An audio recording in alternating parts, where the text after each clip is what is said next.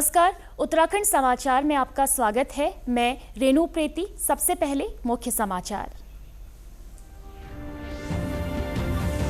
उत्तराखंड सचिवालय और जिला कारागार परिसर सुद्धोवाला ईट राइट कैंपस घोषित। केंद्र सरकार ने की है सुरक्षित और स्वच्छ भोजन उपलब्ध कराने की पहल।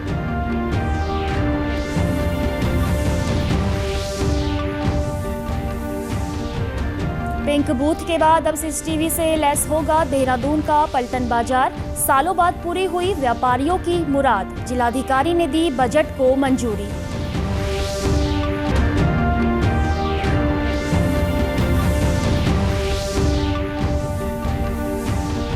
और प्रदेश में बदल गया मौसम का मिजाज। आज भी कई हिस्सों में बारिश। नदियों का जलस्तर बढ़ा। भूस्खलन से कई सड़कें बाधित। अब समाचार विस्तार से।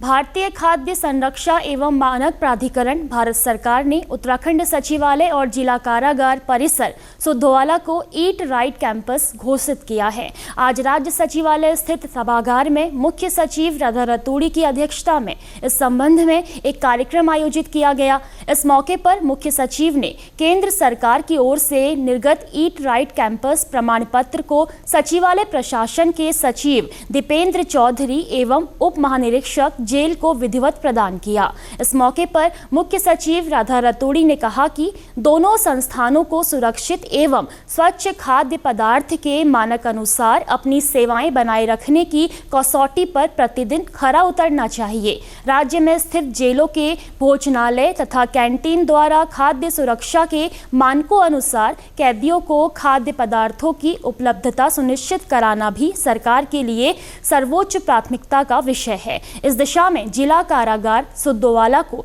निर्गत ईट राइट कैंपस का प्रमाण पत्र महत्वपूर्ण कदम है। गौरतलब है कि भारतीय खाद्य संरक्षा एवं मानक प्राधिकरण द्वारा ऐसे सभी कार्यस्थल जहां पर कार्य करने वाले अधिकांश लोग कम से कम एक बार का जलपान अथवा भोजन नियमित रूप से ग्रहण करते हैं, उनको सुरक्षित एवं स्वस्थ खाद्य पदार्थों की उपलब्धता सुनिश्चित कराने के लिए ईट राइट कैंपस पहल आरंभ की गई है। देहरादून से अच्छी खबर। अब पिंक बूथ के बाद राजधानी का पलटन बाजार सीसीटीवी से लैस हो जाएगा। जिलाधिकारी सविन बंसल ने जनमानस और व्यापारियों की सुरक्षा के मद्देनजर व्यापारियों की लंबे समय से पलटन बाजार में सीसीटीवी कैमरे लगाने की मांग को मंजूर कर लिया है। जिलाधिकारी ने त्वरित स्वीकृति देते हुए वरिष्ठ पुलिस अधीक्षक से फोन पर बातचीत कर प्रस्ताव देने को कहा। इसके लिए बजट की भी जिलाधिकारी ने स्वीकृति दे दी। बता दें कि जिलाधिकारी और वरिष्ठ पुलिस अधीक्षक ने मोटरसाइकिल से शहर के दौरे के दौरान पलटन बाजार का भी निरीक्षण किया था।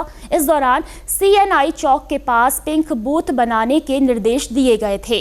गौरतलब है कि व्यापारी बीते कई सालों से पलटन बाजार में CCTV कैमरे लगाने की मांग कर रहे थे, जिसके लिए वे स्मार्ट सिटी से लेकर कई स्तरों पर गुजारिश कर चुके थे, लेकिन इस पर किन्हीं वजहों से फैसला नहीं हो पाया था। जिलाधिकारी के सामने उन्होंने अनुरोध किया, जिस पर जिलाधिकारी ने मौके पर ही स्वीकृति दे दी।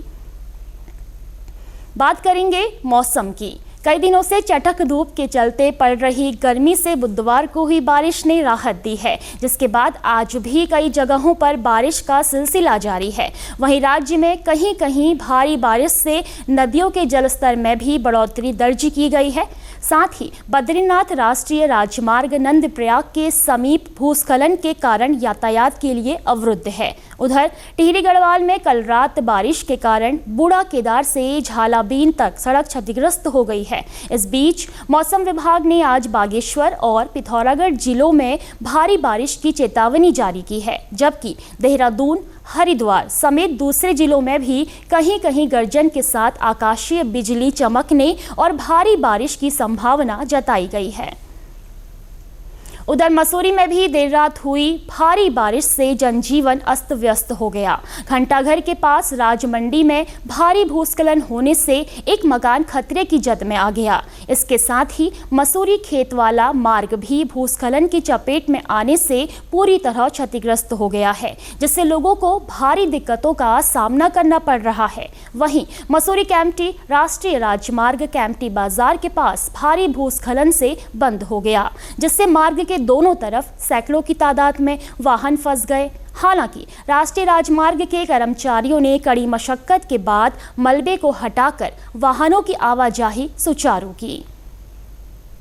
यहां रुकेंगे एक छोटे से ब्रेक के लिए, आप बने रहिए हमारे साथ।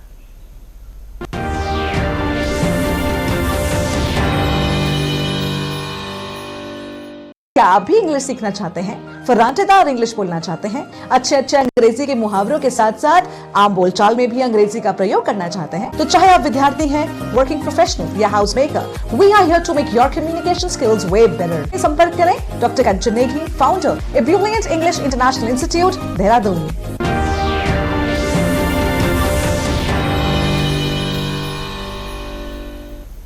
ब्रेक के बाद एक बार फिर आपका स्वागत है।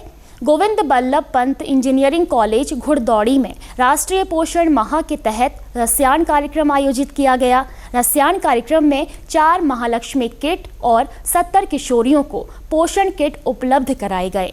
इस मौके पर महिला सशक्तिकरण और बाल विकास अधिकारी देवेंद्र थपलियाल ने कहा कि रसायन कार्यक्रम के माध्यम से मिलेट्स मोटे अनाज की उपयोगिता बताने की कोशिश की जा रही है।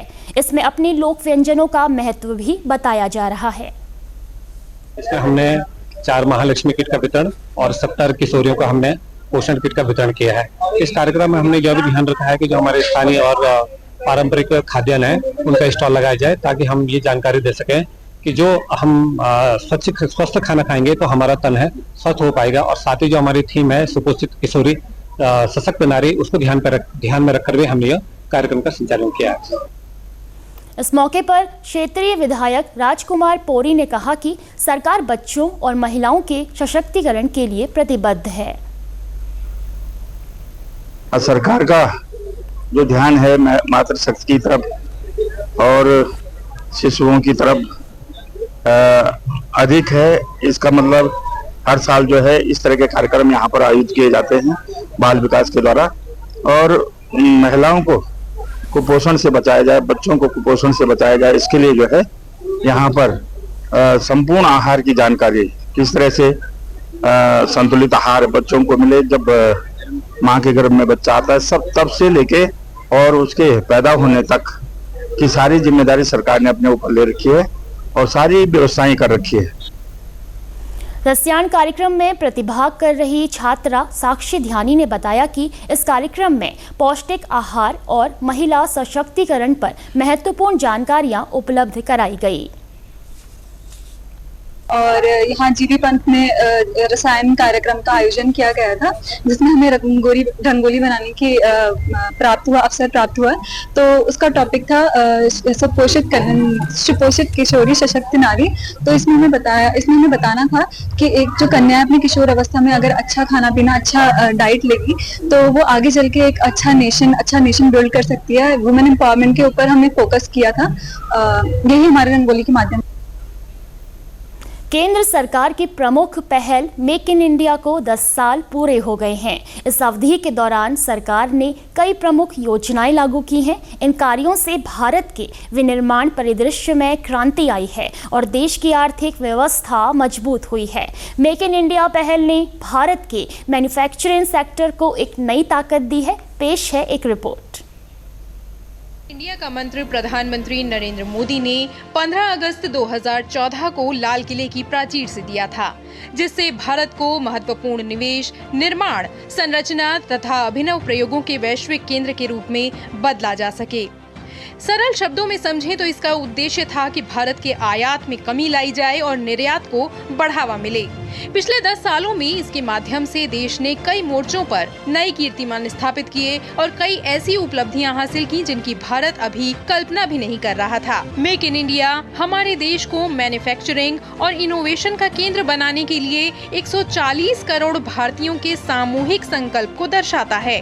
प्रधानमंत्री नरेंद्र मोदी ने इस पहल की शुरुआत के 10 साल पूरे होने के मौके पर एक ब्लॉग में लिखा कि मेक इन इंडिया की छाप उन क्षेत्रों में भी दिखने लगी है जहां हमने कभी प्रभाव डालने का सपना भी नहीं देखा था। उन्होंने मोबाइल मैन्युफैक्चरिंग, स्टील उद्योग, सेमीकंडक्टर विनिर्माण, नवीकरणीय ऊर्जा और रक्षा उत्पादन निर्यात जैसे क्षेत्रों का उदाहरण दिया। उन्होंने लिखा कि 2014 में पूरे देश में केवल 2 मोबाइल मैन्युफैक्चरिंग। इसी के साथ अभी तक के समाचार समाप्त हुए। दूरदर्शन समाचारों से जुड़े रहें। मिलते हैं फिर शाम 5 बजे के बुलेटिन में। नमस्कार।